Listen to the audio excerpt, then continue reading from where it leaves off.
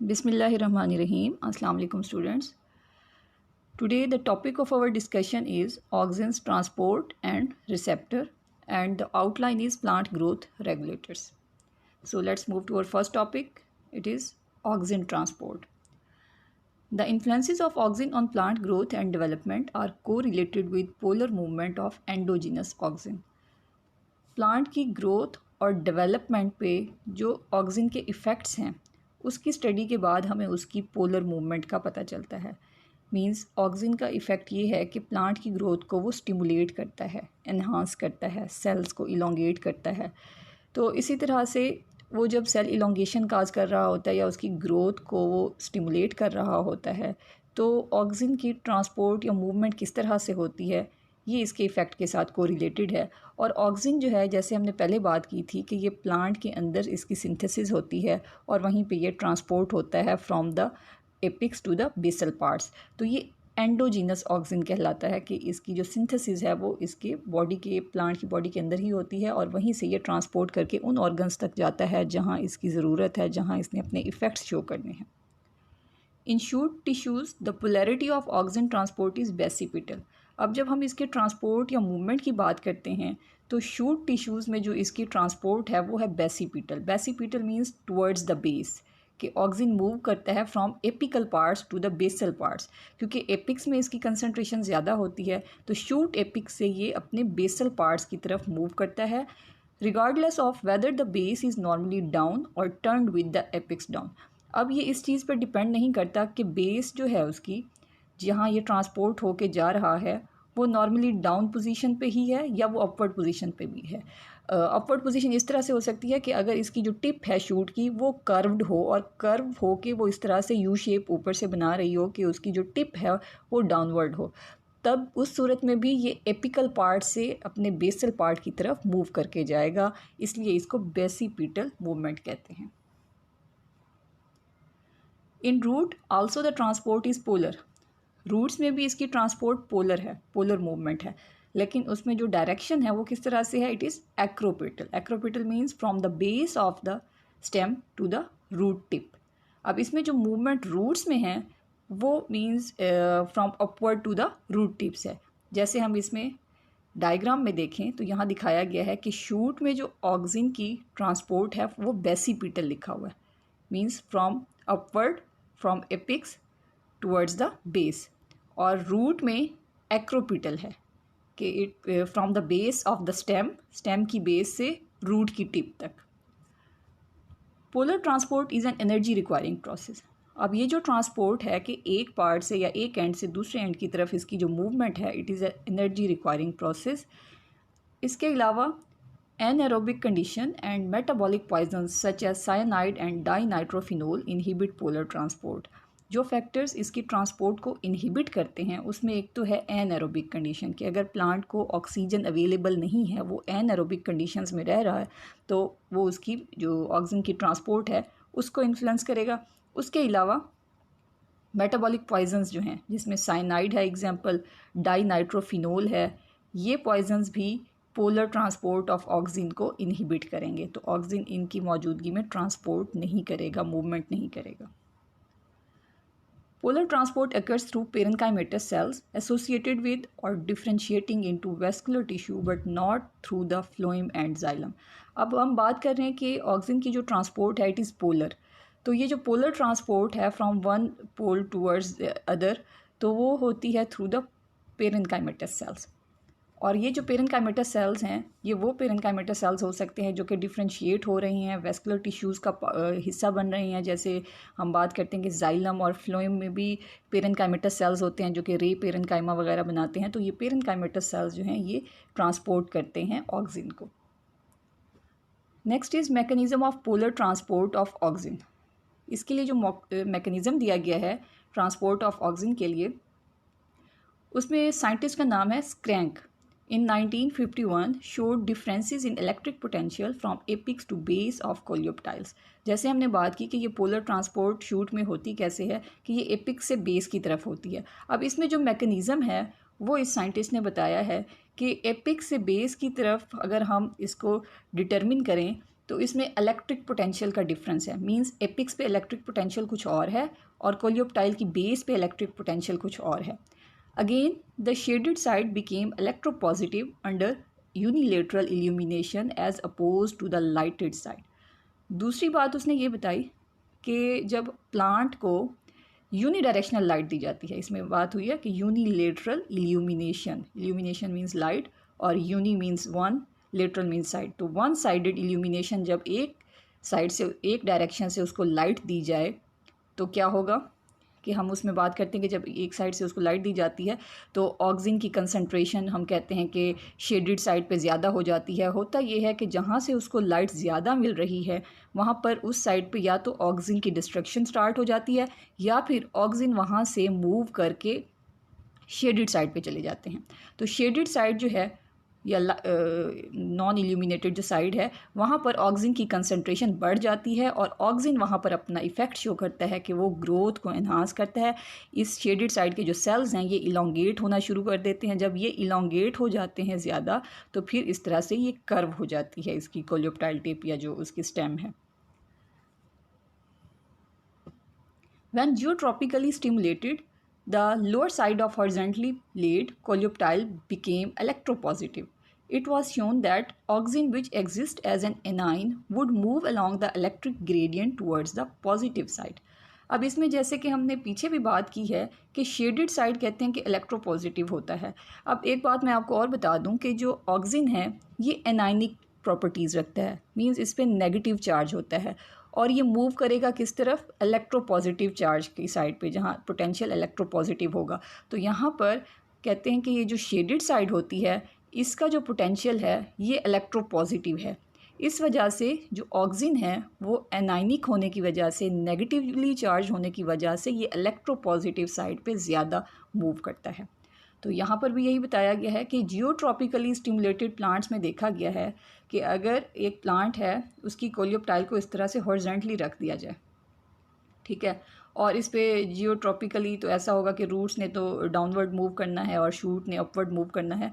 लेकिन इसमें यह देखा गया है कि जब हॉरिजॉन्टली इसको रखा गया है तो इसमें जो ऑक्सीजन है उसकी कंसनट्रेशन लोअर साइड पे ज़्यादा है. जैसे यहाँ पर भी दिखाया गया है, अपर सरफेस पे नहीं, लोअर सरफेस पे इसकी ऑक्सीजन की कंसनट्रेशन ज़्यादा है, क्योंकि वो कहते हैं कि ये जो लोअर सरफेस है इसका जब पोटेंशियल देखा गया तो इट इज़ मोर इलेक्ट्रोपॉजिटिव. तो ज़्यादा इलेक्ट्रोपॉजिटिव होने की वजह से अपवर्ड ऊपर वाली सरफेस है वहाँ से ऑक्सीजन मूव करेंगे डाउनवर्ड. ठीक है, अब जब ये डाउनवर्ड मूव करेंगे, डाउनवर्ड, अब यहाँ पर ऑक्सीजन की कंसंट्रेशन ज़्यादा है तो ये जो लोअर मेम्ब्रेन है इसकी ग्रोथ भी ज़्यादा होगी और ग्रोथ ज़्यादा होने की वजह से ये कर्व बनाएगा इस तरह से कि ये रूट इस तरह से कर्वेचर बना रहा है, डाउनवर्ड मूव कर रहा है, और शूट इस तरह से कर्व हो रही है कि ये अपवर्ड मूव हो रही है. और यहाँ पर भी इसी तरह से दिखाया गया कि एक प्लांट है पॉट में, ये तो दिखाया गया कि इस तरह से वर्टिकली है, लेकिन अगर इसको हॉरिजॉन्टली रख दिया जाता है, हॉरिजॉन्टली रखने के बाद उसमें देखा गया है कि उसकी जो ऑक्सीजन की कंसंट्रेशन है वो लोअर साइड पे ज़्यादा है. मींस लोअर साइड पे हमने कहा था कि उसका जो इलेक्ट्रिक पोटेंशियल है वो इलेक्ट्रोपॉजिटिव है ज़्यादा, तो एनाइन होने की वजह से ऑक्सीजन डाउनवर्ड ज़्यादा मूव करेगा और वहाँ से फिर ग्रोथ शो करेगा, जिसकी वजह से फिर ये शूट जो है ये अपवर्ड ग्रो करेगी. Goldsmith 1977 and Ruby 1987 have now simplified this model by the chemiosmotic hypothesis of polar oxygen transport, in which secretion has been described as energetically downward oxygen anion efflux. इसके बाद दो और scientist हैं, Goldsmith and रुबरी. इन्होंने इस polar transport को simplify किया, एक हाइपोथेसिस इन्होंने पेश की जिसको केमियोस्मोटिक हाइपोथेसिस कहा जाता है. ये ऑक्सीजन ट्रांसपोर्ट के हवाले से इन्होंने ये हाइपोथेसिस दी.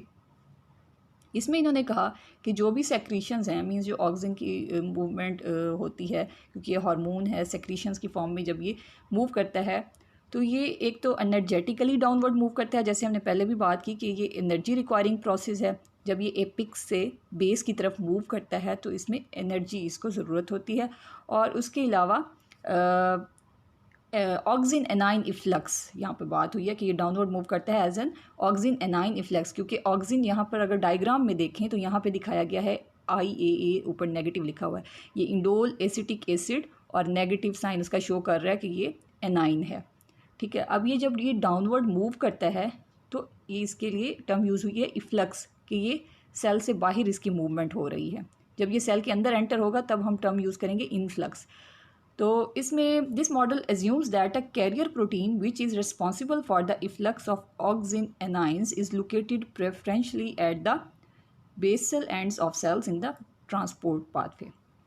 फिर ये जो मॉडल दिया गया है केमियोस्मोटिक हाइपोथेसिस के हवाले से, तो उसमें उन्होंने कहा है कि ये जो कैरियर प्रोटीन्स होती हैं, यहाँ पर देखें कि ये मेम्ब्रेन पे ये कैरियर प्रोटीन्स दिखाई गई हैं, ऐसी प्रोटीन्स जो कि ऑक्सिन को ट्रांसपोर्ट करती हैं एक सेल से बाहर की तरफ और फिर दूसरे सेल में उनको एंटर होने के लिए अलाउ करते हैं।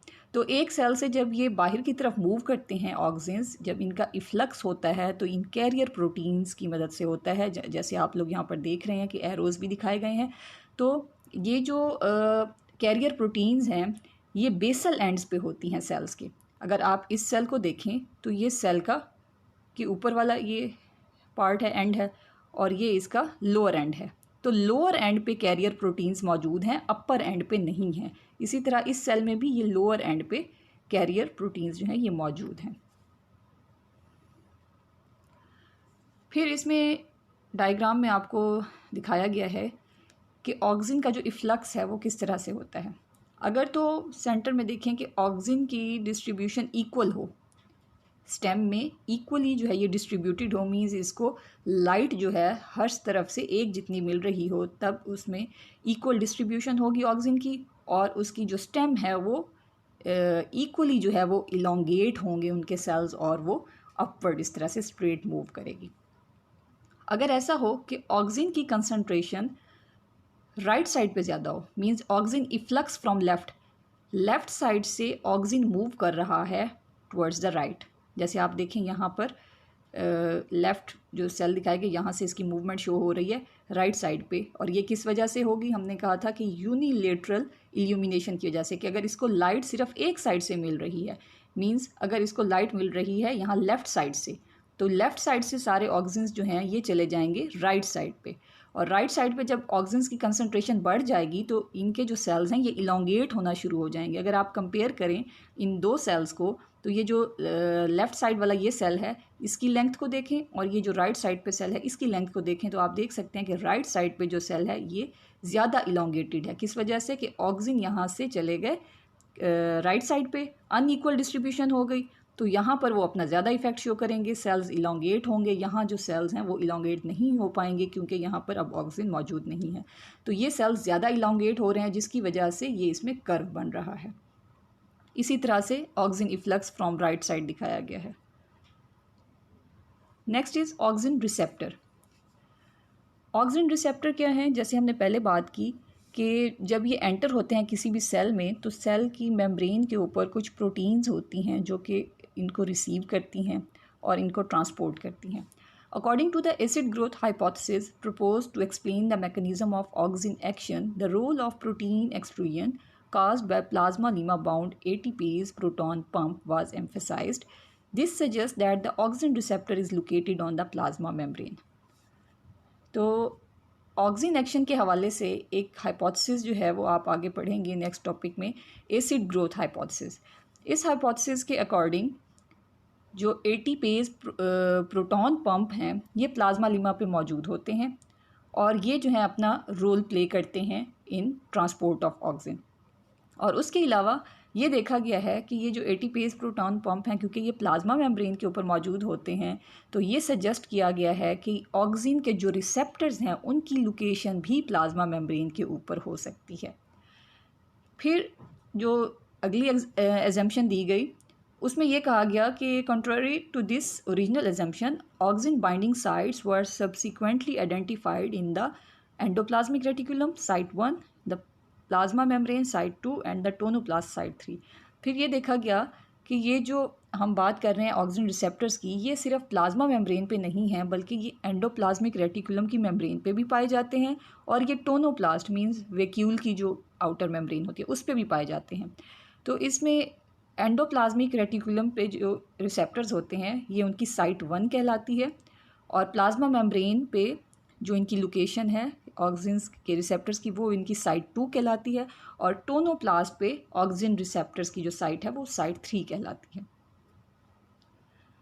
But recent work has pointed out that the binding site is thought to be only associated with site 1, that is endoplasmic reticulum. उसके बाद फिर जो recent studies हुई उसमें ये पता चला कि ऑक्सिन की जो बाइंडिंग साइट्स हैं वो मौजूद ही सिर्फ एंडोप्लाज्मिक रेटिकुलम पे हैं. मींस जो उसकी जिसको हमने साइट 1 कहा था, तो एंडोप्लाज्मिक रेटिकुलम या साइट 1 पे ही सारे बाइंडिंग साइट्स उसकी मौजूद होती हैं. The protein responsible for site 1 auxin binding in the endoplasmic reticulum has recently been purified and named ABP1, means auxin binding protein 1. और फिर उसमें ये देखा गया कि ये आपको दिखाया गया है कि ये न्यूक्लियस है, इसके साथ ये एंडोप्लाज्मिक रेटिकुलम है. ठीक है, अब यहाँ पे बाहर दिखाया गया indole acetic acid. Indole acetic acid यहाँ से मूव करके इनके अंदर एंडोप्लाज्मिक रेटिकुलम के अंदर जा रहा है. अब जब ये ट्रांसपोर्ट कर रहा है तो एंडोप्लाज्मिक रेटिकुलम की मेम्ब्रेन पे ये ग्रीन कलर के दिखाए गए हैं. ये क्या है? ये रिसेप्टर्स हैं जिसकी हम बात करें, ये ऑक्सिन रिसेप्टर्स हैं.